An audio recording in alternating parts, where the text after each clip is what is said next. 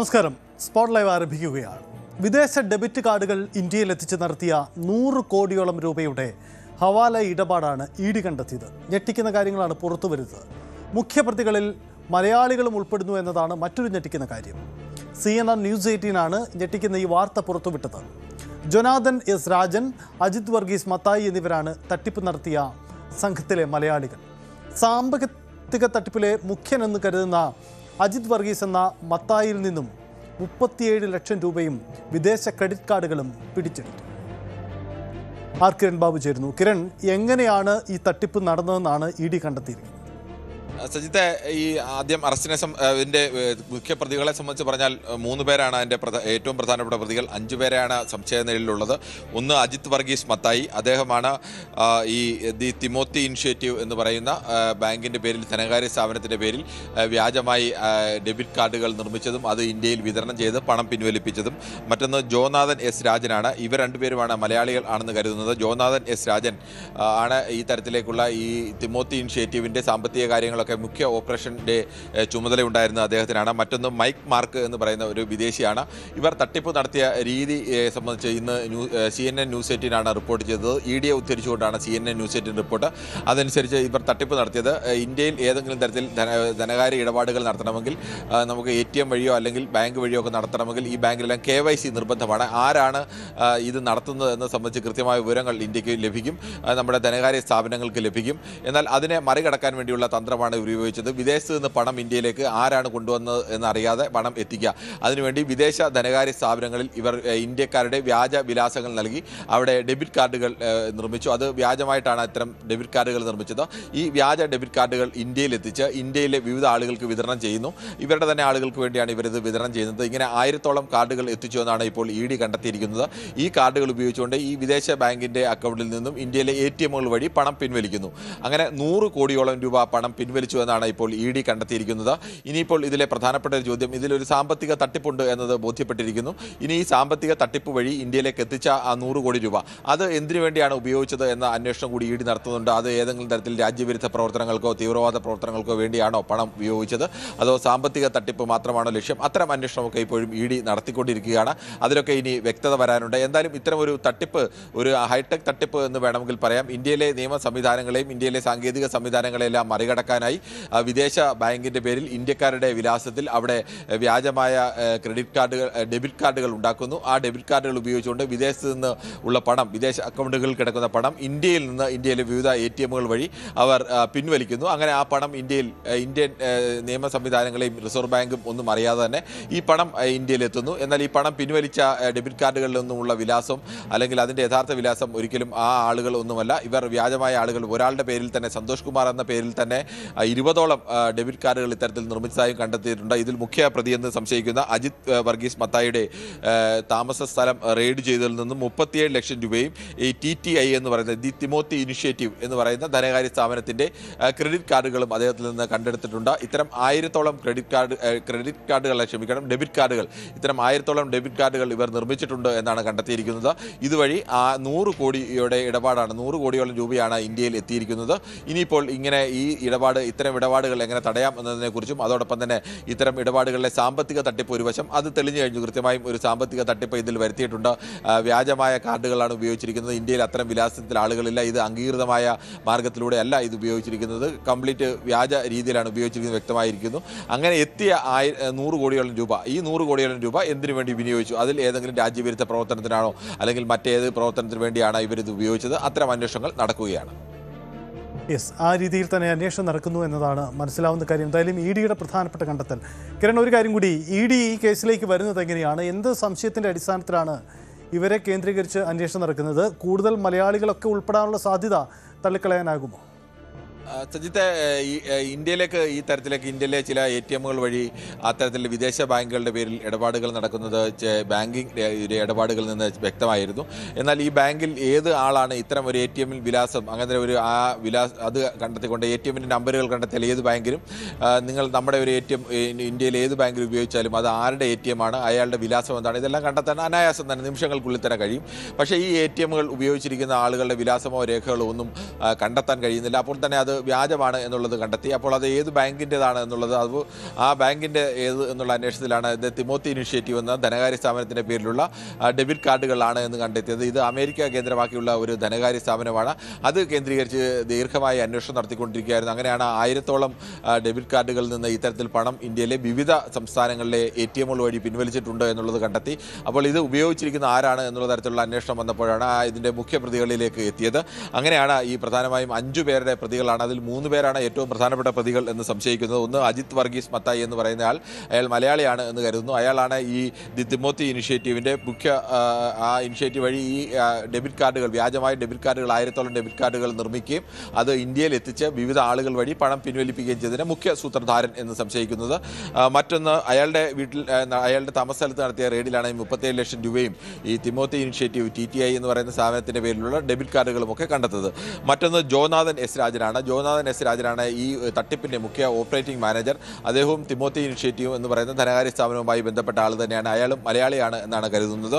മറ്റൊന്ന് mic mark എന്ന് പറയുന്ന ആളാണ്. ഈ മാർക്ക് എന്ന് പറയുന്ന ആൾ വിദേശിയാണ്. അയാളെ ഈ തട്ടിപ്പുമായി ബന്ധപ്പെട്ട് തിമോത്തി ഇനിഷ്യേറ്റീവുമായി നേരിട്ട് ബന്ധമുള്ള ആളാണ് ഈ മൈക്ക് മാർക്കും. ഇവർ 3 പേരാണ് ഈ കേസിലെ മുഖ്യപ്രതികൾ. മറ്റ് രണ്ട് പ്രതികളെ കൂടി ഇപ്പോൾ ഇവരുടെ നിരീക്ഷണത്തിലാണ് പൂർണ്ണമായും. ഇവർക്ക് അപ്പുറത്തേക്ക് ഇവർ ഈ തട്ടിപ്പിന് വേണ്ടി ഉപയോഗിച്ച നിരവധി ആളുകളുണ്ട്. ഇവർ 1000-ഓളം നമ്മൾ നേരത്തെ പറഞ്ഞതുപോലെ ഡെബിറ്റ് കാർഡുകൾ ഉണ്ടാക്കുക, ആ ഡെബിറ്റ് കാർഡുകൾ ഇന്ത്യയിൽ എത്തിക്കുക, ഇന്ത്യയിൽ എത്തിച്ച ശേഷം ഈ ഡെബിറ്റ് കാർഡുകൾ വിവിധ ആളുകൾക്ക് കൊടുത്തിട്ട് വിവിധ ഈ വിദേശ ബാങ്കിൽ നിന്ന് ഇടപാടുകൾ നടത്താൻ കഴിയുന്ന ATMകളുണ്ട്. ആ ATMകളിൽ നിന്ന് പണം പിൻവലിക്കുക. അപ്പോൾ അതിനുവേണ്ടി സ്വാഭാവികമായും ഈ 3 പേരോ 4 പേരോ ആയിരിക്കില്ല ഈ 1000 ഡെബിറ്റ് കാർഡുകൾ ഉപയോഗിച്ചുകൊണ്ട് വിവിധ ATMകളിൽ നിന്ന് ഇന്ത്യയിലെ വിവിധ സംസ്ഥാനങ്ങളിലെ പ്രധാനപ്പെട്ട നഗരങ്ങളിലൊക്കെ ഇത്തരം ഇടപാടുകൾ നടന്നതായിട്ടുള്ള വിവരങ്ങൾ ലഭ്യമായിട്ടുണ്ട്. അവിടെയെല്ലാം ആരാണ് നടത്തിയത്? പലതും മാസങ്ങൾക്ക് മുമ്പ് നടന്ന ഇടപാടുകളൊക്കെയാണ്. അതിൻ്റെ ഒന്നും എല്ലായിടത്തും CCTV രേഖകളൊന്നും പൂർണ്ണമായും കണ്ടെത്താൻ കഴിയില്ല. പക്ഷേ അടുത്ത കാലത്ത് നടന്ന ഇടപാടുകളിലൊക്കെ CCTV രേഖകളടക്കം ശേഖരിക്കുന്നുണ്ട്. ഇനി അത്തരത്തിൽ വിപുലമായ ഒരു അന്വേഷണം നടത്തേണ്ടി വരും. ഇവർ ഈ പണം എടുത്തിട്ട് ഈ പണം എങ്ങനെയാണ് ആളുകൾക്ക് നോട്ടായിട്ടാണല്ലോ പണം കിട്ടുന്നത്, ആ കിട്ടുന്ന പണം എങ്ങനെയാണ് ഇവർക്ക് കൈമാറിയത്, അതിന് ഇവർക്ക് കമ്മീഷൻ കൊടുത്ത വ്യവസ്ഥയിൽ ആളുകളെ, ഇതൊന്നും അറിയാത്ത ആളുകളെ ഈ പണം എടുത്ത് നൽകിയാൽ, ഈ കാർഡ് ഉപയോഗിച്ച് പണം എടുത്ത് നൽകിയാൽ നിങ്ങൾക്ക് കമ്മീഷൻ തരാമെന്ന വ്യവസ്ഥയിലാണോ, അതോ അവർ കൂടി പങ്കാളികളായിട്ടാണോ ഈ തട്ടിപ്പ് നടന്നത്? ഇതിലൊക്കെ പ്രധാനം ഈ 100 കോടിയോളം രൂപ ഇങ്ങനെ വന്നിട്ടുണ്ട് എന്നുള്ളത്. ഈ 100 കോടി രൂപ എന്തിനു വിനിയോഗിച്ചു?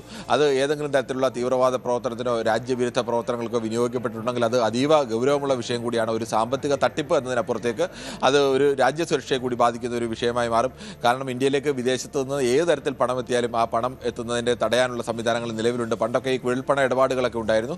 പക്ഷേ ഇപ്പോഴങ്ങനെയല്ല. ഇപ്പോൾ നിങ്ങൾക്ക് ആർക്ക് ബാങ്കിൽ നിന്ന് ഏത് തരത്തിൽ ഇടപാട് നടത്തിയാലും, അതിന് ഓൺലൈൻ ട്രാൻസാക്ഷൻ ആയാലും നേരിട്ട് ഇടപാട് നടത്തിയാലും എല്ലാം ആരാണ് നടത്തിയത്, ഏത് സമയത്താണ് നടത്തിയത്, എത്ര രൂപയുടെ ഇടപാടുകളാണ് നടത്തിയത്, ഇതെല്ലാം കൃത്യമായി തന്നെ നിമിഷ നേരങ്ങൾക്കുള്ളിൽ തന്നെ അറിയാനുള്ള സംവിധാനം ഇന്ത്യയിലുണ്ട്. പക്ഷേ അതിനെയെല്ലാം സമർത്ഥമായ രീതിയിൽ കബളിപ്പിച്ചുകൊണ്ടാണ് വിദേശ ബാങ്കുകളുടെ പേരിലുള്ള ഇത്തരം തട്ടിപ്പ് നടത്തിക്കൊണ്ടിരുന്നത്. അതാണ് ഞെട്ടിക്കുന്ന കണ്ടെത്തലാണ് നടക്കുന്നത്. ED ഇത് കണ്ടെത്തിയ വഴി എങ്ങനെയെന്നത് കൂടി പ്രധാനപ്പെട്ട കാര്യമാണ്. ബംഗളൂരു അന്താരാഷ്ട്ര വിമാനത്താവളത്തിൽ വെച്ച് ബ്യൂറോ ഓഫ് ഇമിഗ്രേഷൻ വിഭാഗമാണ് മീഖ മാർക്ക് എന്നയാളെ തടഞ്ഞു വയ്ക്കുന്നു. അയാളുടെ കൈവശത്തു നിന്നാണ് ഒരേ പേരിൽ തന്നെയുള്ള 23ഓളം വിദേശ ഡെബിറ്റ് കാർഡുകൾ കണ്ടെത്തുന്നത്.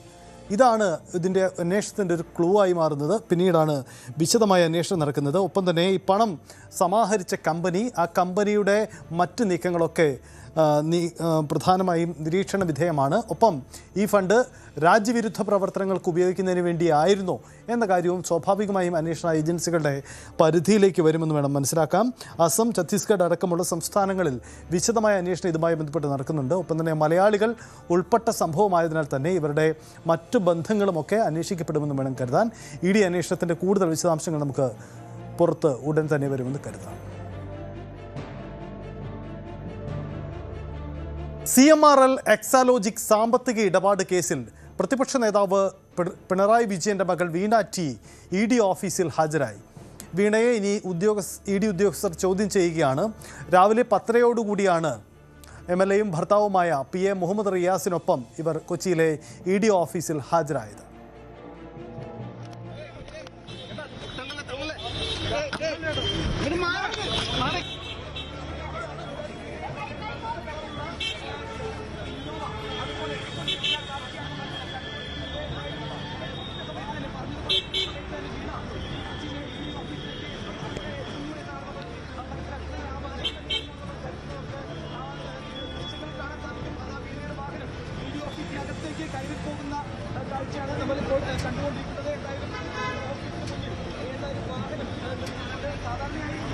ഡാനി ഇപ്പോൾ ചേരുന്നു. ഡാനി, 10:30 ആരംഭിച്ച ചോദ്യം ചെയ്യലാണ്, 4 മണിക്കൂർ പിന്നിടാൻ പോകുന്നു. ഈ നീളുന്ന സമയം വിശദമായ കാര്യങ്ങൾ ഇഡിക്ക് മുന്നിൽ വീണ വിശദീകരിക്കേണ്ടി വരും. ചോദ്യാവലി പ്രത്യേകം തയ്യാറാക്കി തന്നെയാണോ ഇഡിയുടെ നീക്കം?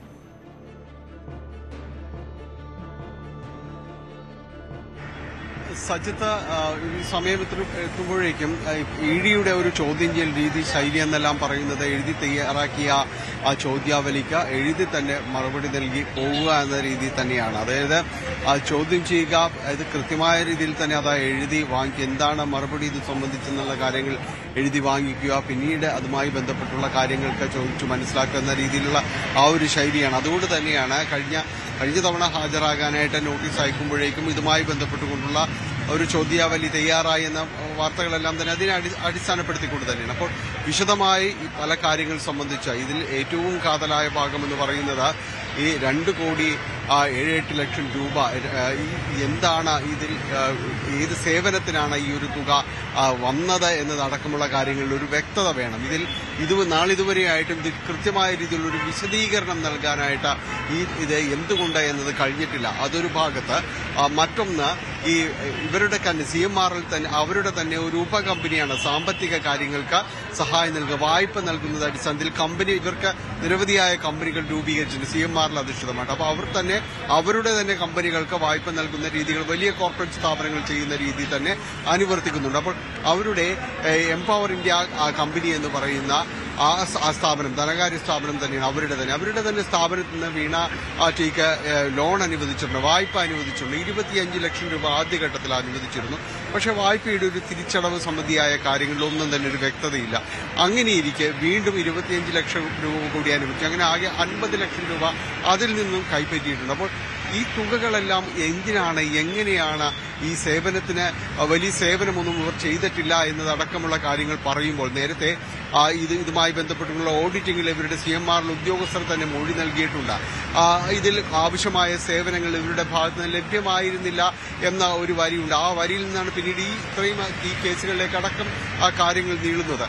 അപ്പോൾ അങ്ങനെ ഒരു മൊഴിയും കാര്യങ്ങളും എല്ലാം ഇരിക്കെ തന്നെ പിന്നെ എന്തുകൊണ്ടാണ് ഇത്രയധികം തുക ഇവർക്ക് നൽകേണ്ടി വന്നത് എന്നതടക്കമുള്ള കാര്യങ്ങൾ, അവിടെയാണ് ഇതിൽ ഒരു അഴിമതി നടന്നിട്ടുണ്ട് എന്നതടക്കമുള്ള ചോദ്യങ്ങൾ ഉയരുകയും ചെയ്യുന്നത്. അവിടെയാണ് നേരത്തെ ആ ED അന്വേഷിക്കുമ്പോൾ എല്ലാം തന്നെ വന്നത് ഇത് വീണ തന്നെ കൈപ്പറ്റിയതാണോ, വീണയ്ക്ക് വേണ്ടി തന്നെയാണോ എന്നതടക്കമുള്ള സംശയങ്ങൾ ഉയരുകയും ചെയ്തത് പല കാര്യങ്ങളും വന്നത്. അപ്പോൾ ഇതിനെല്ലാം ഒരു കൃത്യമായ ഉത്തരങ്ങൾ വേണം, കൃത്യമായ ഒരു വ്യക്തത വേണം. അതുകൊണ്ട് തന്നെയാണ് ചോദ്യം ചെയ്യലിനടക്കം നോട്ടീസ് അയച്ചത്. സജിത്ത്, ഈ കഴിഞ്ഞ ദിവസങ്ങൾ അതായത് ഇന്നലെകൾ തിങ്കൾ ചൊവ്വ ദിവസങ്ങളിലായിട്ടുണ്ടായിരുന്ന CMRL ഉദ്യോഗസ്ഥർ, ഏറ്റവും മുതിർന്ന ഉദ്യോഗസ്ഥർ തന്നെ ഇവിടേക്ക് വന്നു. അതോടൊപ്പം തന്നെ ഡയറക്ടർ ബോർഡിലുള്ള ശശിധരൻ കർത്തയുടെ ഭാര്യ ജയ കർത്ത വന്നു, മകൾ ഷിബി കർത്ത വന്നു. ഒപ്പം അവർ ജോയിന്റ് MDയും അതോടൊപ്പം തന്നെ ശശിധരൻ കർത്തയുടെ മകനുമായ ശരണസ് കർത്ത, പിന്നെ ഫിനാൻസ് വിഭാഗത്തിലെ ഉയർന്ന ഉദ്യോഗസ്ഥർ, ഇവരെല്ലാം തന്നെ ഈ 2 ദിവസങ്ങളിലായിട്ട് ഇവിടെ ഹാജരാകുകയും മണിക്കൂറുകളോളം അവരെ ചോദ്യം ചെയ്യുകയും എല്ലാം തന്നെ ചെയ്തിട്ടുണ്ട്. അപ്പോൾ അവരിൽ നിന്ന് EDക്ക് ചോദിച്ചറിയേണ്ടതെല്ലാം തന്നെ ഈ തുകകൾ, വൻ തുകകൾ എന്തിന്റെ അടിസ്ഥാനത്തിൽ ഇവർക്ക് കൈമാറി, ഏത് സേവനങ്ങൾ നൽകിയിട്ടുണ്ട്, എങ്കിൽ അത് എന്താണ് എന്നതാണ് പ്രധാനമായ ചോദ്യങ്ങൾ. അതിൽ കൃത്യമായ ഒരു ഉത്തരമില്ലെങ്കിൽ പിന്നീട് വീണയിലേക്ക് പോകുമ്പോൾ ഈ തുക ഉപയോഗിച്ച് എങ്ങനെയാണ് ഇവർ ഈ ഒരു ആസ്തി വികസനം അടക്കമുള്ള കാര്യങ്ങൾ ചെയ്തിട്ടുണ്ടോ, മറ്റു സ്വത്തുക്കൾ സമാഹരിച്ചിട്ടുണ്ടോ എന്നതടക്കമുള്ള ചോദ്യങ്ങൾ വരും. അതിനടക്കം ഉത്തരം നൽകേണ്ടതുണ്ട്. ഈ PMLA ആക്ട് പ്രകാരം, കള്ളപ്പണ നിരോധന നിയമപ്രകാരമാണ് ഈ കേസ് ED ഇതിലേക്ക് കടക്കുന്നത്. അപ്പോൾ അതിനൊരു വ്യക്തമായ ഉത്തരമില്ല എങ്കിൽ EDയുടെ ഒരു നടപടി എന്ന് പറയുന്നത് ഈ തുക ഉപയോഗിച്ച് വാങ്ങിയിട്ടുള്ള ആസ്തികൾ ഇത് മരവിപ്പിക്കുക എന്നതാണ്.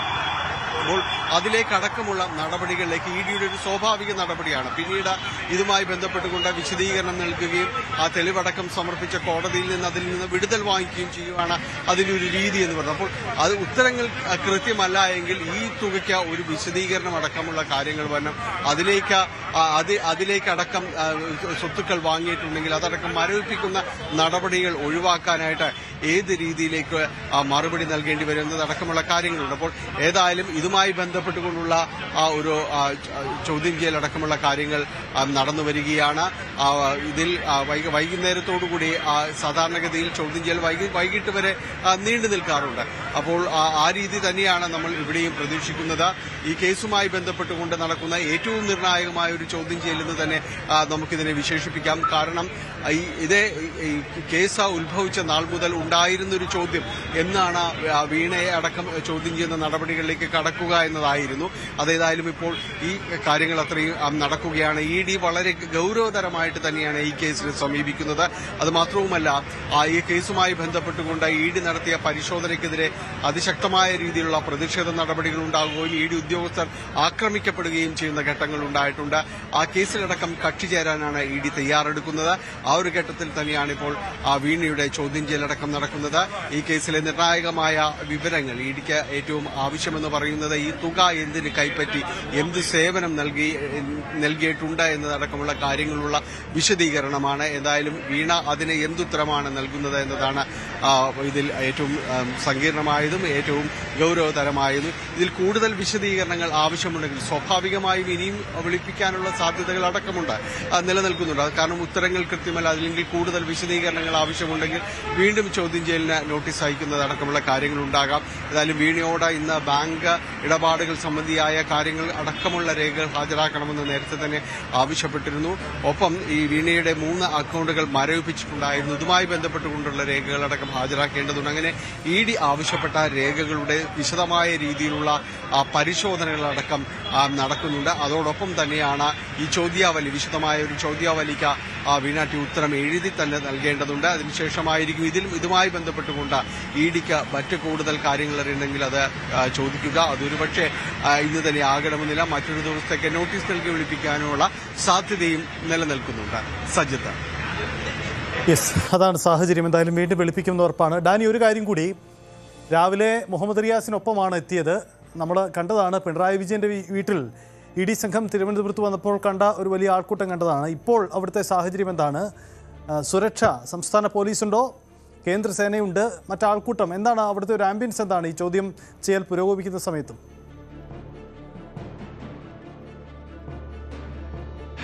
സജിത്ത്, ഇവിടെ ഇപ്പോൾ ഈ മാധ്യമപ്രവർത്തകർ മാത്രമാണ് ഉള്ളത്. മറ്റു രീതിയിൽ വരുമ്പോഴോ മറ്റേതെങ്കിലും ഒരു ഘട്ടത്തിലോ ഒരു പാർട്ടി പ്രവർത്തകരെയോ അല്ലെങ്കിൽ അതുമായി ബന്ധപ്പെട്ടുകൊണ്ടുള്ള യാതൊരു രീതിയിലുള്ള സാന്നിധ്യമില്ല. അന്ന് ചോദ്യം ചെയ്യുമ്പോൾ തിരുവനന്തപുരത്തുണ്ടായ സാഹചര്യങ്ങളൊന്നുമേ തന്നെ ഇവിടെയില്ല. കാരണം ഇതിൽ നിന്ന് CPM ഒരു കൃത്യമായ രീതിയിലുള്ളൊരു അകലം പാലിക്കുന്നുണ്ട്. ഒരു സംശയവും അക്കാര്യത്തിലില്ല.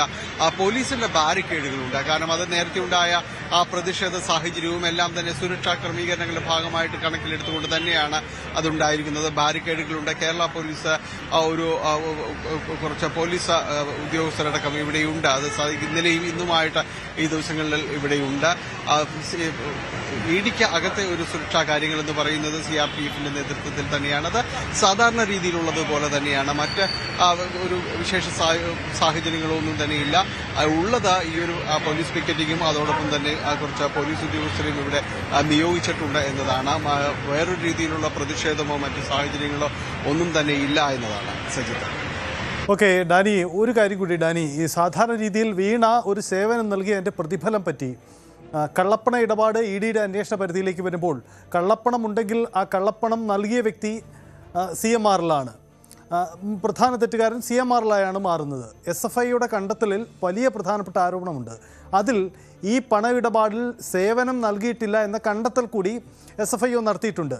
EDയുടെ അന്വേഷണത്തിലേക്ക് കള്ളപ്പണ വിഷയം മാത്രമാണ് വരുമ്പോൾ EDയുടെ അന്വേഷണത്തിലേക്ക് അതെത്ര വലിയൊരു കുരുക്കായി വീണയ്ക്ക് മാറാനുള്ള സാധ്യതയുണ്ട്? മറിച്ച് കള്ളപ്പണം വിഷയത്തിലേക്ക് മാത്രമാണ് അന്വേഷണം നടക്കുന്നതെങ്കിൽ SFIO കണ്ടെത്തിയ പോലെ ഗുരുതരമായ കണ്ടെത്തലുകൾ വീണയ്ക്കെതിരെ ED കണ്ടെത്താനുള്ള സാധ്യതയുണ്ടോ?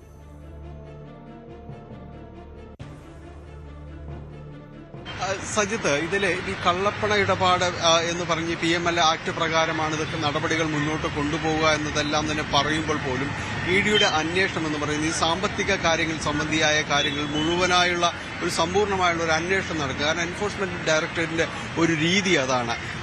ഇതിൽ വലിയ രീതിയിലുള്ള പരിശോധനകൾ കമ്പനിയുടെ സാമ്പത്തിക കാര്യങ്ങളുമായി ബന്ധപ്പെട്ടുകൊണ്ട് കാര്യങ്ങളെല്ലാം തന്നെ നടക്കുകയും ചെയ്യും.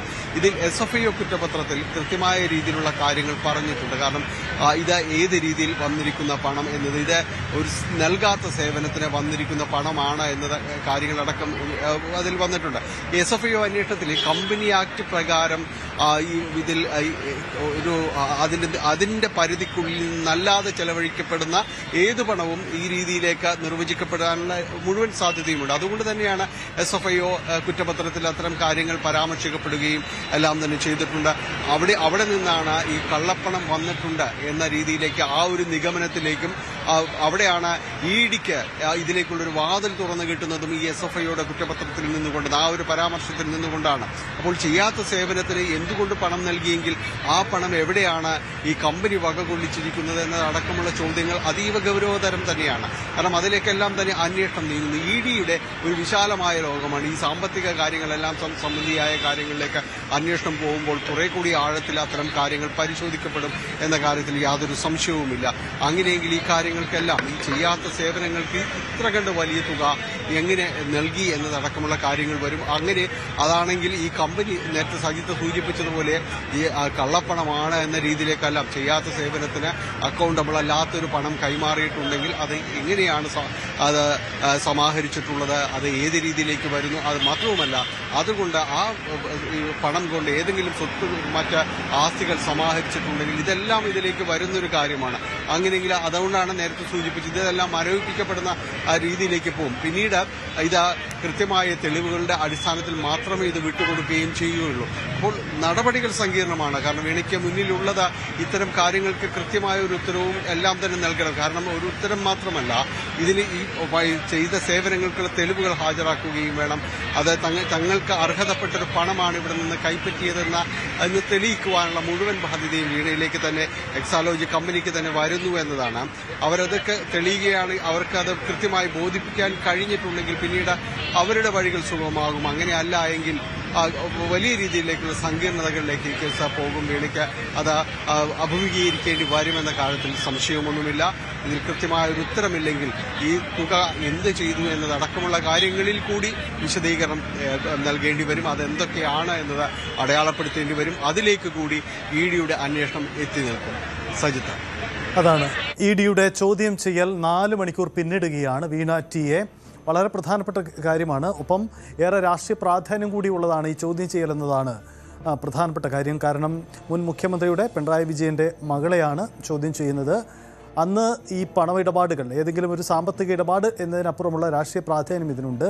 ഇതിനകം തന്നെ സമൂഹ മാധ്യമങ്ങളിലൊക്കെ വലിയ ചർച്ചയാണ് വീണ ടി ഹാജരാവുന്ന ദൃശ്യങ്ങളടക്കം പങ്കുവെച്ചുകൊണ്ട്. കാരണം വീണ ഒടുവിൽ നിയമത്തിന് മുന്നിലെത്തി എന്ന തരത്തിലേക്കൊക്കെയാണ് ചർച്ചകൾ വരുന്നത്. എന്തായാലും കള്ളപ്പണ ഇടപാടുകൾ നടന്നിട്ടുണ്ടോ എന്നടക്കമുള്ള കാര്യങ്ങളാണ് EDയുടെ അന്വേഷണം. അതേസമയം SFIയുടെ കുറ്റപത്രത്തിൽ മറ്റ് പ്രധാനപ്പെട്ട കണ്ടെത്തലുകൾ ഉണ്ട് താനും. അതിൻ്റെ അടിസ്ഥാനത്തിൽ കൂടിയാണിപ്പോൾ അന്വേഷണം നടക്കുന്നത്. ഒരിടവേളയാണ്, മടങ്ങിവരാം.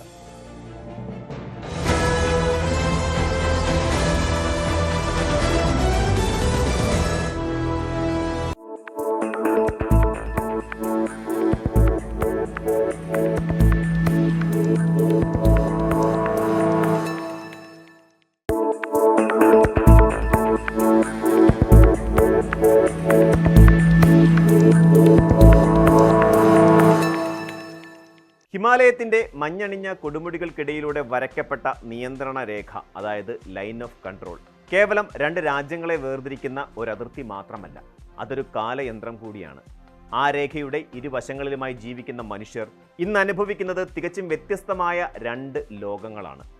ജൂൺ 9 എന്ന ഒരൊറ്റ ദിവസം ഈ വലിയ യാഥാർത്ഥ്യത്തിന്റെ നേർചിത്രമായി മാറുകയായിരുന്നു. ഒരു വശത്ത് പാക് അധിനിവേശ കാശ്മീരിലെ റവാലക്കോട്ട്, മുസാഫറാബാദ്, മിർപൂർ തുടങ്ങിയ നഗരങ്ങൾ ഭരണകൂടത്തിനെതിരെയുള്ള ജനരോക്ഷത്താൽ പുകയുകയായിരുന്നു. തെരുവുകളിൽ വെടിയൊച്ചകളും കണ്ണീർ വാതകത്തിന്റെ രൂക്ഷഗന്ധവും നിറഞ്ഞു നിന്നു. എന്നാൽ അവിടെ നിന്നും വെറും 100 കിലോമീറ്റർ കിഴക്കോട്ട് മാറി ഇന്ത്യൻ അതിർത്തിക്കുള്ളിൽ ഹിമാലയത്തിന്റെ അഗാധതയിൽ മറ്റൊരു ചരിത്രം രചിക്കപ്പെടുകയായിരുന്നു. ബാൾട്ടാലിലും സോനാമാർഗിലും മീനാമാർഗിലുമുള്ള എഞ്ചിനീയർമാർ ഏഷ്യയിലെ ഏറ്റവും വലിയ ഇരുദിശ തുരങ്കങ്ങളിലൊന്നായ സോജില ടണലിന്റെ നിർമ്മാണത്തിലെ സുപ്രധാനമായ ഒരു ഘട്ടം പൂർത്തിയാക്കിയതിന്റെ ആഘോഷത്തിലായിരുന്നു. നിയന്ത്രണ രേഖയുടെ ഇരുവശങ്ങളിലുമായി ഒരേ സമയം അരങ്ങേറിയ ഈ രണ്ട് സംഭവങ്ങൾ 1947 ശേഷമുള്ള വിഭജനത്തിന് ശേഷം കാശ്മീർ എന്ന ഭൂപ്രദേശം സഞ്ചരിച്ച തികച്ചും വ്യത്യസ്തമായ രണ്ട് പാതകങ്ങളെയാണ് വരച്ചു കാട്ടുന്നത്. ജമ്മു കാശ്മീരിനെയും ലഡാക്കിനെയും തമ്മിൽ ബന്ധിപ്പിക്കുന്ന 13.15 കിലോമീറ്റർ നീളമുള്ള സോജില തുരങ്കം കേവലം ഒരു യാത്രാമാർഗം മാത്രമല്ല, അതൊരു പ്രതീക്ഷയുടെ പ്രതീകം കൂടിയാണ്. സമുദ്രനിരപ്പിൽ നിന്നും ഏകദേശം 11,500 അടി ഉയരത്തിൽ സ്ഥിതി ചെയ്യുന്ന ഈ പ്രദേശം കടുത്ത ശൈത്യകാലത്ത് മഞ്ഞുമൂടി മാസങ്ങളോളം പുറം ലോകവുമായി ബന്ധമില്ലാതെ ഒറ്റപ്പെട്ടു പോകാറാണ് പതിവ്. ലഡാക്കിലെ ജനങ്ങളെ സംബന്ധിച്ചിടത്തോളം ഈ ഒറ്റപ്പെടൽ വലിയൊരു ദുരിതമായിരുന്നു. എന്നാൽ സോജില തുരങ്കം യാഥാർത്ഥ്യമാകുന്നതോടെ ലഡാക്കിലേക്കുള്ള യാത്ര വർഷം മുഴുവൻ സാധ്യമാകും. കേന്ദ്രമന്ത്രി നിതിൻ ഗഡ്കരിയുടെ സാന്നിധ്യത്തിൽ കാശ്മീർ ഭാഗത്തു നിന്നും ലഡാക്ക് ഭാഗത്തു നിന്നും തുരങ്കം നിർമ്മിച്ചു വന്ന തൊഴിലാളികൾ ഭൂമിക്കടിയിൽ വെച്ച് പരസ്പരം കണ്ടുമുട്ടിയ ആ നിമിഷം ഇന്ത്യൻ അടിസ്ഥാന സൗകര്യ വികസന ചരിത്രത്തിലെ സുവർണ നിമിഷങ്ങളിലൊന്നാണ്. ഈ തുരങ്കം പൂർത്തിയാകുന്നതോടെ യാത്രാസമയം ഗണ്യമായി കുറയുക മാത്രമല്ല, തന്ത്രപ്രധാനമായ ലഡാക്ക് മേഖലയിലേക്കുള്ള സൈനിക നീക്കങ്ങളും ചരക്ക് നീക്കങ്ങളും കൂടുതൽ സുഗമമാവുകയും ചെയ്യും. 2028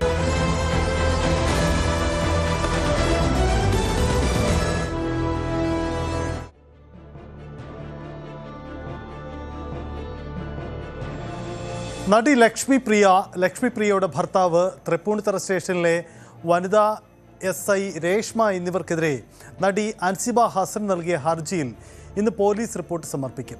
മൂവർക്കുമെതിരെ കേസെടുക്കണമെന്നായിരുന്നു അൻസിബയുടെ ഹർജി. തൃപ്പൂണിത്തുറ 1ാം ക്ലാസ് മജിസ്ട്രേറ്റ് കോടതിയിലാണ് ഇത് സംബന്ധിച്ച് പോലീസ് റിപ്പോർട്ട് സമർപ്പിക്കുക. പരാതിയിൽ കഴമ്പില്ലെന്നും പോലീസിന് വീഴ്ച ലഭിച്ചിട്ടില്ലെന്നും ചൂണ്ടിക്കാട്ടി തൃക്കാക്കര ACP നേരത്തെ കമ്മീഷണർക്ക് റിപ്പോർട്ട് നൽകിയിരുന്നു. ഇതിനെതിരെയാണ് പിന്നീട് കോടതിയിലേക്ക് നേരിട്ടെത്തിയുള്ള അൻസിബയുടെ നിയമനീക്കങ്ങൾ നടക്കുന്നത്. നവമി ദിനേശ് ചേരുന്നു. നവമി, വളരെ പ്രധാനപ്പെട്ടതാണ് ഈ പോലീസിൻ്റെ റിപ്പോർട്ട്. സ്വാഭാവികമായും പോലീസിൻ്റെ റിപ്പോർട്ടിൽ നേരത്തെ പോലീസ് നടപടിയെ ന്യായീകരിക്കുന്ന നിലപാടായിരിക്കും സ്വീകരിക്കുക. പക്ഷേ കോടതിക്ക് മുന്നിലേക്ക് ഇത് എത്തുമ്പോൾ അത് അൻസിബ ഹസൻ്റെ വാദങ്ങൾ ശരിവെക്കുമോ എന്ന പ്രസക്തമായ കാര്യമുണ്ടോ? ഇന്ന് കോടതി ഇത് സംബന്ധിച്ച് എന്തെങ്കിലും നിരീക്ഷണം നടത്താനുള്ള സാധ്യതയുണ്ടോ?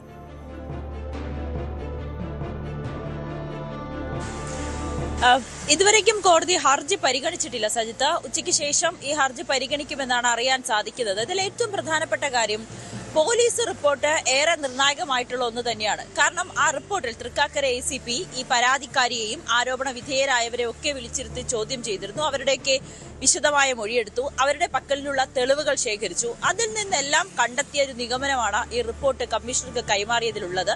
ആ റിപ്പോർട്ടിൽ പറയുന്നത് അൻസിബ നൽകിയ പരാതിയിൽ കഴമ്പില്ല എന്നാണ്. SI രേഷ്മ അൻസിബയെ വിളിച്ചു വരുത്തി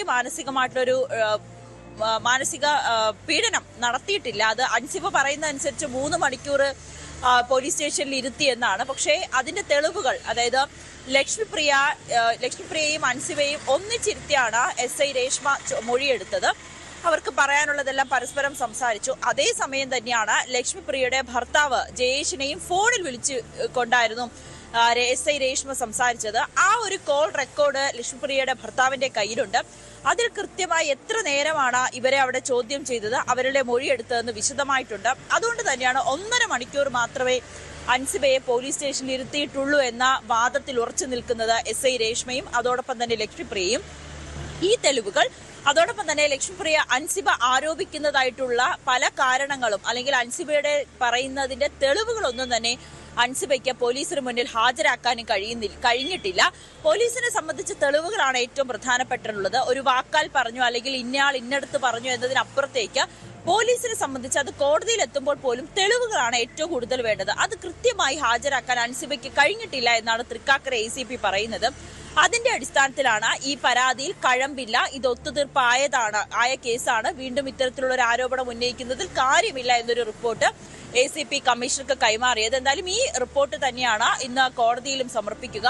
കോടതിയുടെ നിരീക്ഷണം ഇനി ഏത് വിധത്തിലാകും? ഇനിയിപ്പോൾ ഇന്നൊരു ഒരു വിധി ഉണ്ടാകാൻ സാധ്യതയില്ല. പകരം ഒരു വാദമായിരിക്കും ഇതിൽ നടക്കുക. പോലീസിന്റെ റിപ്പോർട്ടൊക്കെ പരിശോധിച്ച ശേഷമായിരിക്കും കോടതി അടുത്ത നടപടികളിലേക്കൊക്കെ കടക്കുകയുള്ളൂ. എന്തായാലും നിലവിൽ ഈ ഹർജി ഉച്ചയ്ക്ക് ശേഷം പരിഗണിക്കുമെന്നാണ് നമുക്ക് അറിയാനായി സാധിക്കുന്നത്. സജിത്ത്, ഉച്ചയ്ക്ക് ശേഷം അൻസിബയുടെ ഹർജി പരിഗണിക്കും. അപ്പോൾ എന്ത് നടപടി എന്നുള്ളതാണ് ഇതിൽ പ്രധാനപ്പെട്ട കാര്യം. നവമി, ഇതിനിടയിൽ ഒരു കാര്യം കൂടി, ഈ അൻസിബ ഹസൻ്റെ നീക്കം, അവരുടെ ആക്ഷേപങ്ങൾ, അത് നേരത്തെ തന്നെ സംഘടനയ്ക്കുള്ളിലുള്ള ആളുകളുമായി നടത്തിയ പരാതികളും പ്രശ്നങ്ങളും ഒരു വശത്ത് നിൽക്കുന്നു. അതിന് പുറമെയാണല്ലോ ഈ നിയമനീക്കം. അമ്മ എന്ന സംഘടന തന്നെ ഈ അൻസിബയുടെ നീക്കത്തിൽ ചില വിയോജിപ്പുകൾ രേഖപ്പെടുത്തുകയും അവരുടെ വിശദീകരണം ആവശ്യപ്പെടുകയും ചെയ്തിട്ടുണ്ടല്ലോ. അപ്പോൾ അൻസിബയെ കാത്തിരിക്കുന്ന വെല്ലുവിളി, കോടതിയിൽ നിന്ന് തിരിച്ചടി ഉണ്ടായാൽ ഇനി സ്വന്തം സംഘടനയ്ക്കകത്തുള്ള നടപടിക്രമങ്ങളടക്കം എത്ര വലിയൊരു വെല്ലുവിളിയാണ് അൻസിബയെ സംബന്ധിച്ച് കാത്തിരിക്കുന്നത്? തുടർ നീക്കങ്ങൾ എങ്ങനെ പ്രതീക്ഷിക്കാം?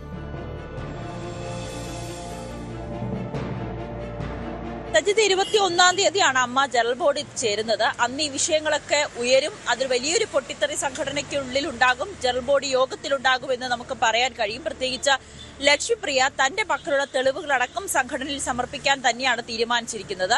അൻസിബയെ കേൾക്കുന്നതിന് വേണ്ടി അമ്മ അൻസിബയ്ക്ക് സൗകര്യപ്രദമായിട്ടുള്ള ഒരു തീയതിയിൽ വരാൻ ആവശ്യപ്പെട്ടുവെങ്കിൽ പോലും അൻസിബ പറഞ്ഞ ആളുകൾ കമ്മിറ്റിയിലില്ല, അല്ലെങ്കിൽ തന്റെ പരാതി കേൾക്കുവാൻ ജനറൽ സെക്രട്ടറിയും പ്രസിഡന്റും ഉള്ളത് തനിക്ക് അത് അവർക്ക് മുന്നിൽ പരാതി പറയാൻ കഴിയില്ല എന്ന അൻസിബയുടെ നിലപാടാണ് പിന്നെ സംഘടനയിൽ പോലും ഈ വിഷയം കേൾക്കാതിരുന്നത്. പക്ഷേ നിയമപരമായി അൻസിബ മുന്നോട്ട് പോവുകയും ചെയ്തു. എന്നാലും ഇന്നലെ ഒരു ഫേസ്ബുക്ക് പോസ്റ്റ് അൻസിബ കുറിക്കുകയും ചെയ്തു. അതിൽ പോലീസിനെതിരെയും രൂക്ഷ വിമർശനമുണ്ട്. അത് മുഖ്യമന്ത്രിയെയും ആഭ്യന്തരമന്ത്രിയെ ടാഗ് ചെയ്തുകൊണ്ടുള്ള ഒരു പോസ്റ്റാണ്. അതിൽ പറയുന്നത് നീതിയുടെ കിരണങ്ങൾ അകലെ എന്ന് പറഞ്ഞുകൊണ്ടാണ് അൻസിബ പോസ്റ്റ് തുടങ്ങുന്നത്. അതിൽ പോലീസിന്റെ ഈ നടപടികളിലൊക്കെ വളരെ പ്രഹസനമായിട്ടാണ് തോന്നുന്നത്. പലപ്പോഴും കേസെടുക്കാതെ ഒരു FIR പോലും രജിസ്റ്റർ ചെയ്യാതെ എങ്ങനെയാണ് ആരോപണ വിധേയരുടെ മൊഴിയൊക്കെ പോലീസിന് എടുക്കാൻ കഴിയുന്നത് എന്നൊക്കെയാണ് അൻസിബ അതിൽ ചോദിക്കുന്നത്. അപ്പോൾ ഈ ആരോപണ വിധേയരായിട്ടുള്ളവരുടെ രാഷ്ട്രീയം, അവരുടെ രാഷ്ട്രീയ സ്വാധീനവും ഈ ഒരു കേസിനെ സ്വാധീനിക്കുന്നുണ്ട്, അല്ലെങ്കിൽ അവരുടെ രാഷ്ട്രീയവും ഇത്തരത്തിലൊരു FIR പോലും രജിസ്റ്റർ ചെയ്യാതിരിക്കാൻ പോലീസിനെ പ്രേരിപ്പിക്കുന്നു എന്നാണ് അൻസിബയുടെ വിശദീകരണം. എന്തായാലും സംഘടനയിൽ നിലവിൽ ഇനിയിപ്പോൾ അൻസിബയുടെ പരാതി കേൾക്കുന്നതിനോ പുതിയ തീരുമാനങ്ങൾ എടുക്കുന്നതിനോ ഒന്നും തന്നെ തയ്യാറായിട്ടില്ല. പകരം 21-ാം തീയതി ചേരുന്ന ജനറൽ ബോഡി യോഗത്തിലായിരിക്കും ഈ വിഷയം ചർച്ച ചെയ്യുക. നിലവിൽ അൻസിബ എക്സിക്യൂട്ടീവ് കമ്മിറ്റിയിൽ ഇല്ല. അത് രാജിവെച്ച ശേഷമാണ് ഈ ആരോപണങ്ങളും നിയമ പോരാട്ടങ്ങളുമായിട്ടൊക്കെ അൻസിബ ഇറങ്ങിയത്. ഇനിയിപ്പോൾ സംഘടനയിൽ അൻസിബ ഇനി ഏതെങ്കിലും തരത്തിലുള്ള അവമതിപ്പുണ്ടാക്കിയോ, പൊതുസമൂഹത്തിന് മുന്നിൽ അംഗങ്ങളെ മോശമായി ചിത്രീകരിച്ചെങ്കിൽ മറ്റു തരത്തിലുള്ള നടപടികൾ സംഘടനയിൽ ഉണ്ടാകുമോ എന്നാണ് ഇനി ഉറ്റുനോക്കുന്നത്. അതാണ് പ്രധാനപ്പെട്ട കാര്യം. എന്തായാലും അൻസിബ ഹസൻ നിയമ പോരാട്ടത്തിലാണ്. ഹർജി ഉച്ചയ്ക്ക് ശേഷം പരിഗണനയ്ക്കെടുക്കുമെന്ന് കരുതാം. ഇതിനിടയിൽ പോലീസിൻ്റെ റിപ്പോർട്ടുണ്ട്. ആ റിപ്പോർട്ട് കൂടി പരിഗണിച്ച ശേഷമായിരിക്കും നീക്കം. അൻസിബയ്ക്ക് ആക്ഷേപങ്ങൾ തള്ളുന്ന രീതിയിലുള്ള പോലീസ് റിപ്പോർട്ട് തന്നെ കോടതി ശരിവയ്ക്കുമോ, അതല്ല മറിച്ചൊരു നീക്കമുണ്ടാകുമോ എന്നത് വളരെ പ്രധാനപ്പെട്ടതാണ്. എന്തായാലും ഉച്ചയ്ക്ക് ശേഷം വളരെ പ്രധാനപ്പെട്ട നീക്കം പ്രതീക്ഷിക്കാം.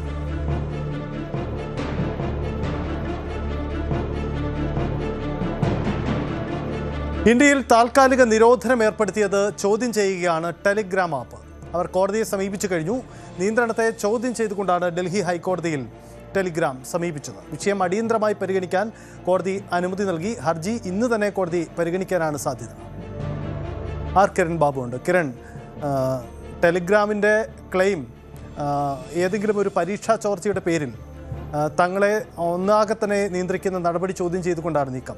ഇതിനകം തന്നെ കേന്ദ്ര സർക്കാരിൻ്റെ ഈ നടപടി ഏറെ വിമർശന വിധേയമായിട്ടുണ്ട്. ഇതിനിടയിൽ കൂടിയാണ് ഈ ആപ്പിൻ്റെ നിയമ പോരാട്ടത്തിന് ഉള്ള അവരുടെ നീക്കം കൂടി. എപ്പോഴായിരിക്കും ഈ ഹർജി പരിഗണിക്കുക? സജിത്ത്, ഈ ഹർജി ഇന്ന് രാവിലെ കോടതിയിൽ മെൻഷൻ ചെയ്തിരുന്നു. അപ്പോൾ തന്നെ ഇന്ന് ഗൗരവമായ വിഷയമാണ്, അത് പരിഗണിക്കാം എന്ന് പറഞ്ഞിരുന്നു. ടെലഗ്രാം ആപ്പ് നിരോധിക്കാനുള്ള അല്ലെങ്കിൽ നിയന്ത്രിക്കാനുള്ള തീരുമാനം വരാനുള്ള പ്രധാനപ്പെട്ട കാരണം നേരത്തെ നീറ്റ് പരീക്ഷ UG പരീക്ഷ ചോദ്യപേപ്പറുകൾ ചോർന്നിരുന്നു. ഈ പരീക്ഷാ ചോദ്യപേപ്പറുകൾ ചോർത്തിയവർ അത് വിവിധ ആളുകൾക്ക് അയച്ചു കൊടുത്തത് ടെലഗ്രാം ആപ്പ് വഴിയായിരുന്നു. ഈ ജൂൺ 21-നാണ് വീണ്ടും പരീക്ഷ നടത്തുന്നത്. ആ പരീക്ഷ നടത്തുന്നതിൻ്റെ അടുത്ത ദിവസം വരെ ജൂൺ 22-ാം തീയതി വരെ ഇന്ത്യയിൽ ടെലഗ്രാം ആപ്പുകൾക്ക് നിയന്ത്രണം, മെസ്സേജിംഗ്, എഡിറ്റിംഗ് സംവിധാനങ്ങൾക്കെല്ലാം പൂർണ്ണമായും ഡിസേബിൾ ചെയ്യുക എന്നുള്ളതാണ് അവരോട് ഇന്ത്യ ഔദ്യോഗികമായി IT മന്ത്രാലയം ആവശ്യപ്പെട്ടിരിക്കുന്നത്. ഇതിനെതിരെയാണ് ഇപ്പോൾ അവർ കോടതിയിൽ പരാതി നൽകിയിരിക്കുന്നത്. ഇന്നലെ ഇങ്ങനെ ഒരു നിയന്ത്രണം വന്നപ്പോൾ തന്നെ വിവിധ മേഖലയിൽ നിന്നുള്ള ആളുകൾ ഇതേ സംശയം ഉന്നയിച്ചിരുന്നു.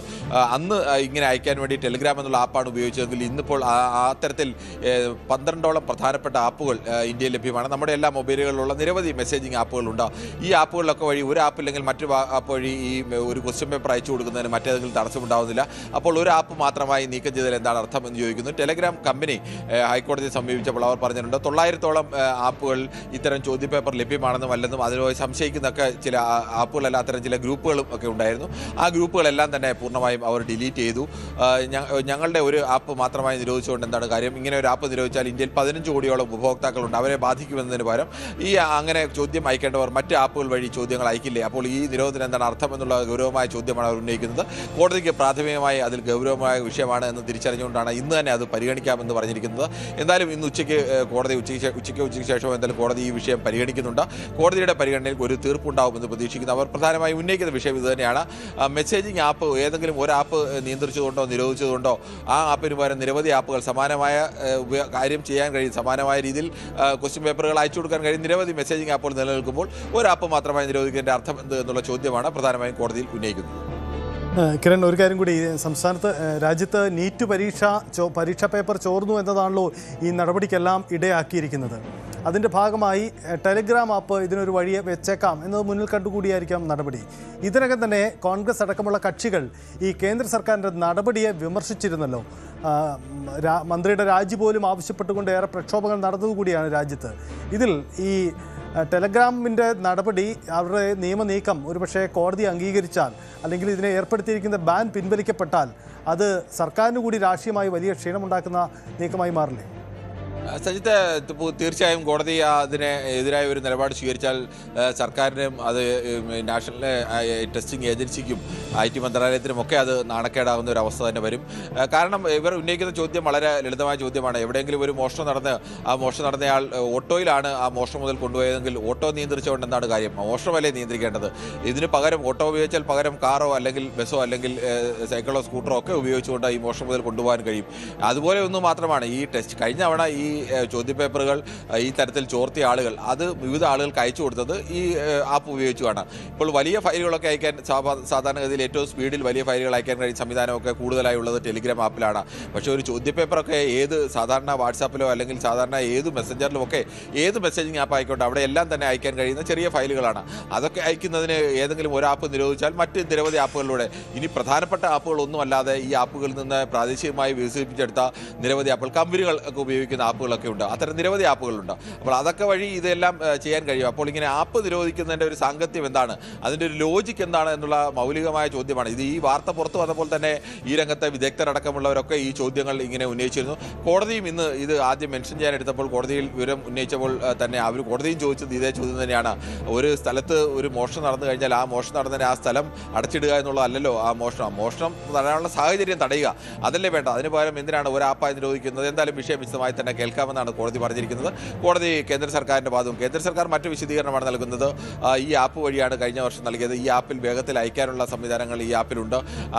മെസ്സേജ് ഡിസേബിൾ ചെയ്തുകൊണ്ട് ഒരാൾ ഒരു മെസ്സേജ് അയച്ചു കഴിഞ്ഞാൽ 2 ദിവസം കഴിഞ്ഞ് ആ മെസ്സേജിലേക്ക് അതിൻ്റെ ഡേറ്റ് മാറ്റാതെ തന്നെ അതിലേക്ക് കൂടുതൽ വിവരങ്ങൾ കൂട്ടിച്ചേർക്കാനും ഒക്കെ കഴിയും. സമാനമായ സംവിധാനം മറ്റ് പല മെസ്സേജിങ് ആപ്പുകളിലും ഒക്കെ ഉണ്ട്. നമ്മൾ നേരത്തെ അയച്ച മെസ്സേജ് എഡിറ്റ് ചെയ്ത് വീണ്ടും അതിൽ വിവരങ്ങളൊക്കെ കൂട്ടിച്ചേർക്കാനൊക്കെ ഉള്ള സംവിധാനങ്ങൾ മറ്റ് മെസ്സേജിങ് ആപ്പുകളിലുമുണ്ട്.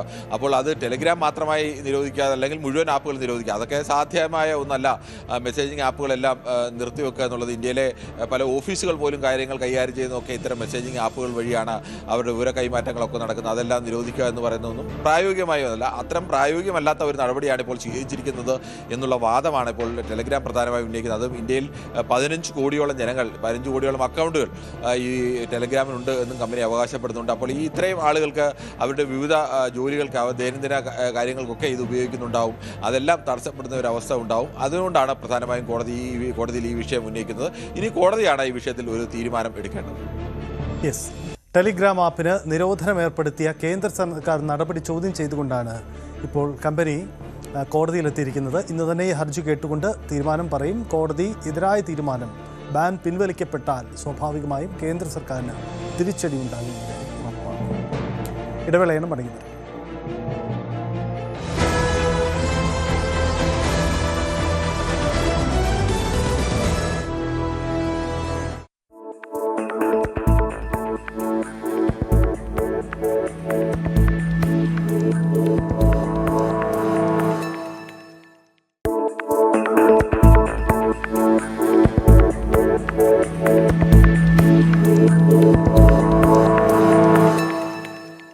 ഹിമാലയ ഹിമാലയത്തിന്റെ മഞ്ഞണിഞ്ഞ കൊടുമുടികൾക്കിടയിലൂടെ വരയ്ക്കപ്പെട്ട നിയന്ത്രണ രേഖ, അതായത് ലൈൻ ഓഫ് കൺട്രോൾ, കേവലം രണ്ട് രാജ്യങ്ങളെ വേർതിരിക്കുന്ന ഒരതിർത്തി മാത്രമല്ല, അതൊരു കാലയന്ത്രം കൂടിയാണ്. ആ രേഖയുടെ ഇരുവശങ്ങളിലുമായി ജീവിക്കുന്ന മനുഷ്യർ ഇന്ന് അനുഭവിക്കുന്നത് തികച്ചും വ്യത്യസ്തമായ രണ്ട് ലോകങ്ങളാണ്. ജൂൺ 9 എന്ന ഒരൊറ്റ ദിവസം ഈ വലിയ യാഥാർത്ഥ്യത്തിന്റെ നേർചിത്രമായി മാറുകയായിരുന്നു. ഒരു വശത്ത് പാക് അധിനിവേശ കാശ്മീരിലെ റവാലാക്കോട്ട്, മുസാഫറാബാദ്, മിർപൂർ തുടങ്ങിയ നഗരങ്ങൾ ഭരണകൂടത്തിനെതിരെയുള്ള ജനരോക്ഷത്താൽ പുകയുകയായിരുന്നു. തെരുവുകളിൽ വെടിയൊച്ചകളും കണ്ണീർ വാതകത്തിന്റെ രൂക്ഷഗന്ധവും നിറഞ്ഞു നിന്നു. എന്നാൽ അവിടെ നിന്നും വെറും 100 കിലോമീറ്റർ കിഴക്കോട്ട് മാറി ഇന്ത്യൻ അതിർത്തിക്കുള്ളിൽ ഹിമാലയത്തിന്റെ അഗാധതയിൽ മറ്റൊരു ചരിത്രം രചിക്കപ്പെടുകയായിരുന്നു.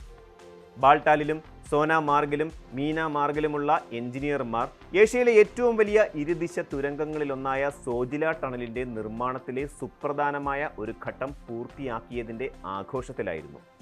നിയന്ത്രണ രേഖയുടെ ഇരുവശങ്ങളിലുമായി ഒരേ സമയം അരങ്ങേറിയ ഈ രണ്ട് സംഭവങ്ങൾ 1947 ശേഷമുള്ള വിഭജനത്തിന് ശേഷം കാശ്മീർ എന്ന ഭൂപ്രദേശം സഞ്ചരിച്ച തികച്ചും വ്യത്യസ്തമായ രണ്ട് പാതകങ്ങളെയാണ് വരച്ചു കാട്ടുന്നത്. ജമ്മു കാശ്മീരിനെയും ലഡാക്കിനെയും തമ്മിൽ ബന്ധിപ്പിക്കുന്ന 13.15 കിലോമീറ്റർ നീളമുള്ള സോജില തുരങ്കം കേവലം ഒരു യാത്രാമാർഗം മാത്രമല്ല, അതൊരു പ്രതീക്ഷയുടെ പ്രതീകം കൂടിയാണ്. സമുദ്രനിരപ്പിൽ നിന്നും ഏകദേശം 11,500 അടി ഉയരത്തിൽ സ്ഥിതി ചെയ്യുന്ന ഈ പ്രദേശം കടുത്ത ശൈത്യകാലത്ത് മഞ്ഞുമൂടി മാസങ്ങളോളം പുറം ലോകവുമായി ബന്ധമില്ലാതെ ഒറ്റപ്പെട്ടു പോകാറാണ് പതിവ്. ലഡാക്കിലെ ജനങ്ങളെ സംബന്ധിച്ചിടത്തോളം ഈ ഒറ്റപ്പെടൽ വലിയൊരു ദുരിതമായിരുന്നു. എന്നാൽ സോജില തുരങ്കം യാഥാർത്ഥ്യമാകുന്നതോടെ ലഡാക്കിലേക്കുള്ള യാത്ര വർഷം മുഴുവൻ സാധ്യമാകും. കേന്ദ്രമന്ത്രി നിതിൻ ഗഡ്കരിയുടെ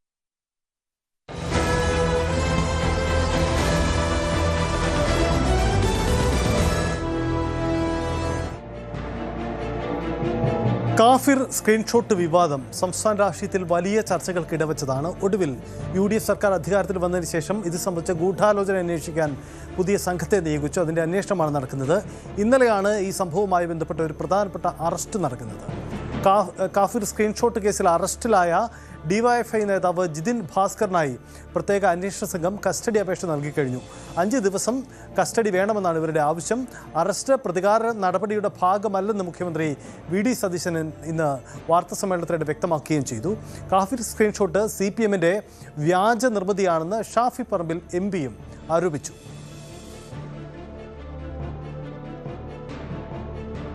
MS അനീഷ് കുമാർ ചേരുന്നുണ്ട്. അനീഷ്, കാഫിർ വിഷയം കഴിഞ്ഞ പാർലമെൻറ്റ് തെരഞ്ഞെടുപ്പ് സമയത്ത് ഏറെ ചർച്ച ചെയ്യപ്പെട്ടതാണ്. ഒടുവിൽ അതിപ്പോൾ ഒരു UDF സർക്കാർ വന്നപ്പോൾ അന്വേഷണ സംഘത്തെ നിയോഗിക്കുമ്പോൾ ഒരു അറസ്റ്റ് നടന്നു എന്നത് ഈ തെളിവ് ശേഖരണത്തിന് എത്ര കണ്ട് ഇടവയ്ക്കും? നേരത്തെ ഇപ്പോൾ അറസ്റ്റിലായ വ്യക്തിയടക്കം ചോദ്യം ചെയ്തിരുന്നതാണല്ലോ. ഇപ്പോൾ ഈ അന്വേഷണ സംഘത്തിൻ്റെ നീക്കം എന്താണ്? കസ്റ്റഡിയിൽ കിട്ടുകയാണെങ്കിൽ അടുത്ത അന്വേഷണ നടപടി എന്തായിരിക്കണം ഉണ്ടാവുക?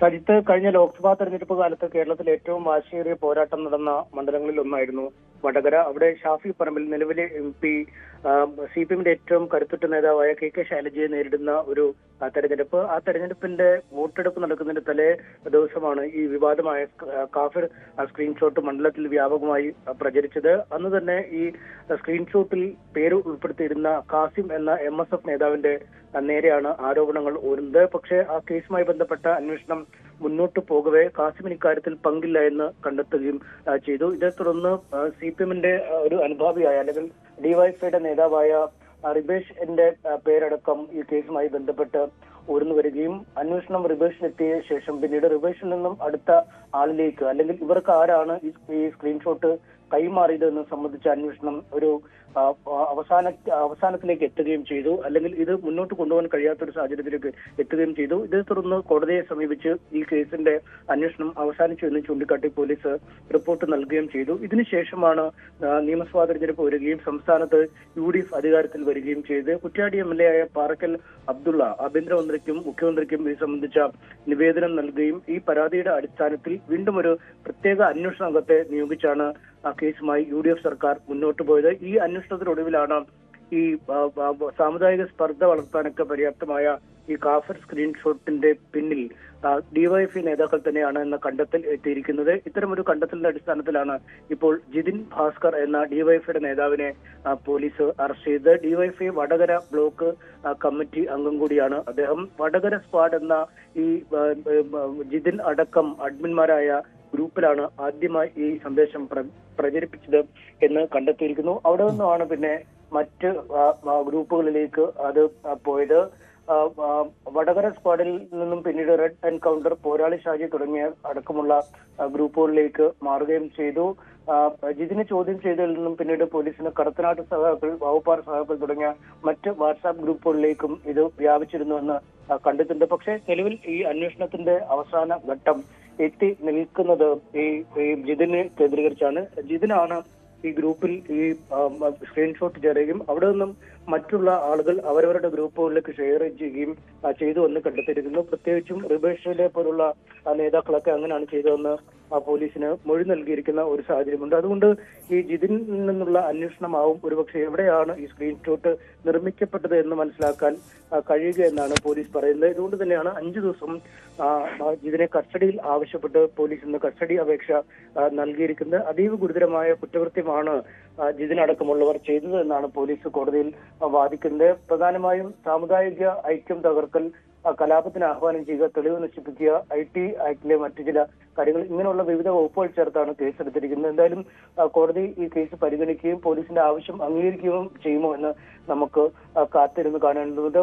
ഈ സ്ക്രീൻഷോട്ട് ഷെയർ ചെയ്ത അടക്കമുള്ള ആളുകൾക്കെതിരെ കേസെടുക്കണമെന്ന് നേരത്തെ UDF ആവശ്യപ്പെട്ടിട്ടുണ്ട്. പ്രത്യേകിച്ചും ഈ CPMന്റെ മുൻ MLA KK ലതിക അടക്കം നിരവധി പ്രമുഖർ ഈ സ്ക്രീൻഷോട്ട് പോസ്റ്റ് ചെയ്തിരുന്നു. അതുകൊണ്ട് ഈ സൈബർ ഇടങ്ങളിൽ വളരെ സജീവമായി ആ സമയത്ത് പ്രചരിക്കപ്പെട്ട പോസ്റ്റിന് പിന്നിൽ CPM തന്നെയാണ് എന്നാണ് ഷാഫി പറമ്പിൽ MP അടക്കമുള്ളവർ ആരോപിക്കുന്നത്. നേരത്തെ തന്നെ തങ്ങൾ ഇത്തരമൊരു ആരോപണം ഉന്നയിച്ചതാണ്. ഈ സ്ക്രീൻഷോട്ട് നിർമ്മിച്ചതും പ്രചരിപ്പിച്ചതും ഈ സ്ക്രീൻഷോട്ടുമായി ബന്ധപ്പെട്ട അന്വേഷണം അട്ടിമറിച്ചതിനും പിന്നിൽ CPM തന്നെയാണ്. കേവലം 2 ദിവസം കൊണ്ട് പ്രതികളെ പിടിക്കാൻ കഴിയുമായിരുന്ന ഒരു കേസാണ് 2 വർഷം വരെ നീട്ടിയത്. ഇതിന് പിന്നിൽ കൃത്യമായ CPMന്റെ ആസൂത്രണമുണ്ട്. വർഗീയ ധ്രുവീകരണം CPM എല്ലാ കാലത്തും ലക്ഷ്യം വെക്കുന്നതാണ്. പ്രത്യേകിച്ചും TP ചന്ദ്രശേഖരന്റെ വധം നടന്ന ശേഷം ആ കൊലയാളി സംഘം ഉപയോഗിച്ച കാറിൽ മാഷാള്ള സ്റ്റിക്കർ ഒട്ടിച്ചടക്കമുള്ള ഉദാഹരണങ്ങളും ഷാഫി പറമ്പിൽ കാണിക്കുന്നുണ്ട്. പക്ഷേ മറുവശം ഇതിനെ പ്രതിരോധിക്കുന്നത് ഷാഫി അടക്കമുള്ള ആളുകളാണ് ഈ പുതിയ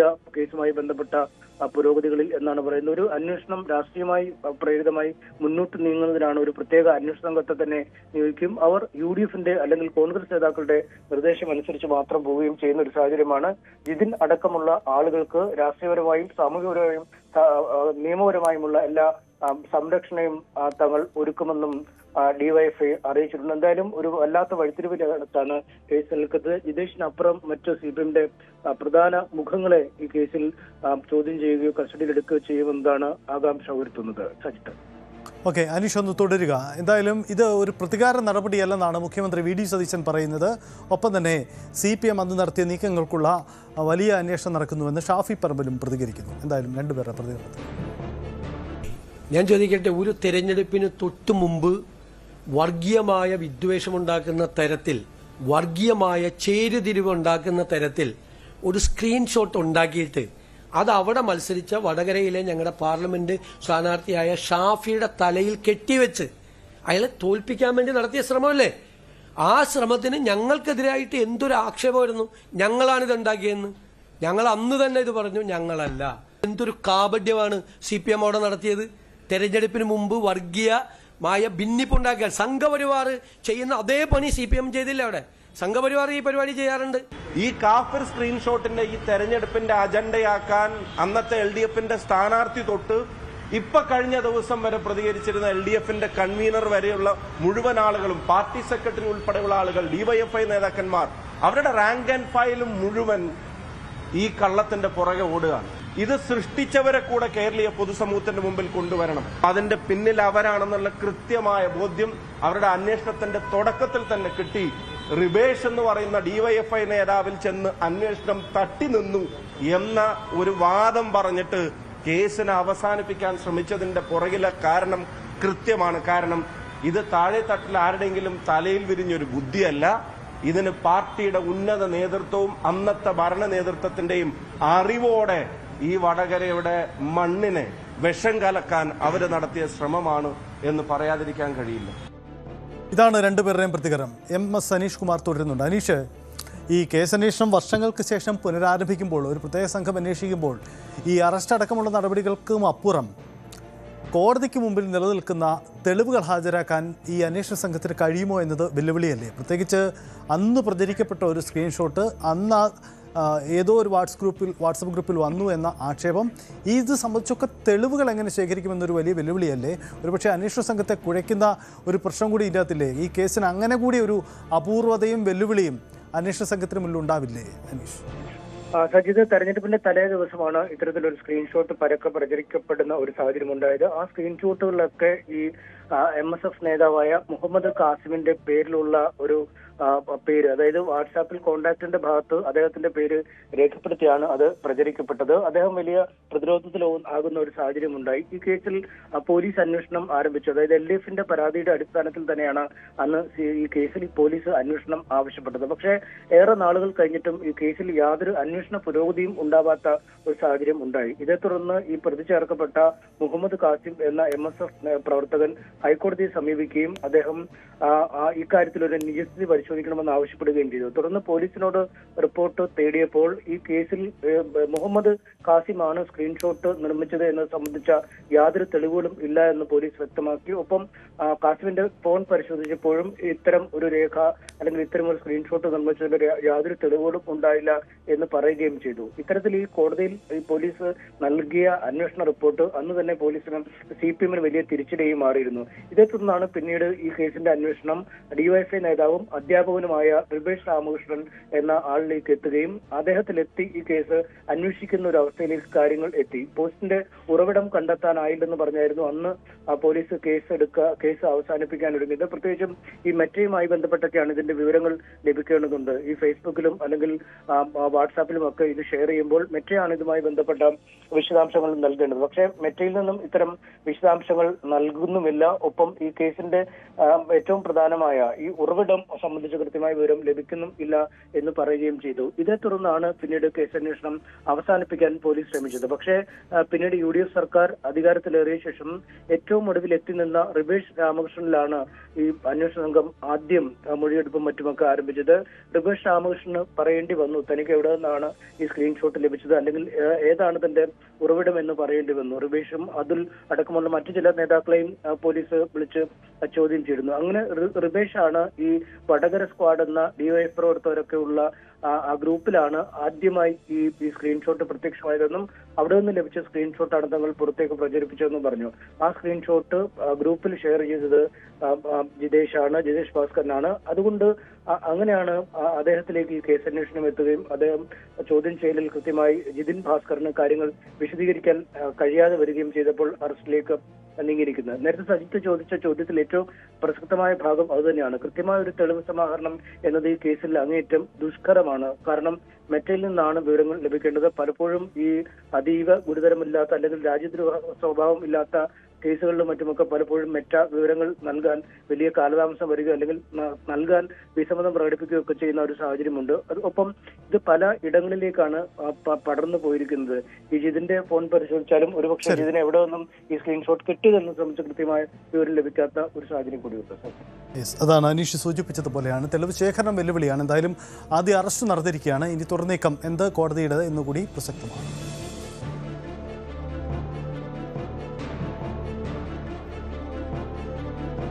അശ്ലീല സന്ദേശവും ദൃശ്യങ്ങളും അയച്ചെന്ന പരാതിയിൽ SFI കാസർഗോഡ് ജില്ലാ സെക്രട്ടറി K അനുരാഗിനെതിരെ സംഘടനാ നടപടി ഉണ്ടാവില്ല. ഉടൻ നടപടി വേണ്ടെന്നാണ് ഫ്രാക്ഷൻ യോഗത്തിലെ തീരുമാനം. പരാതിക്കാരിയുമായി ഒത്തുതീർപ്പിന് ശ്രമിക്കും. വിഷയത്തിൽ CPM ജില്ലാ നേതൃത്വവും മൗനം തുടരുകയാണ്. KV ബൈജു ചേരുന്നു. ബൈജു, എന്താണ് വിശദാംശം?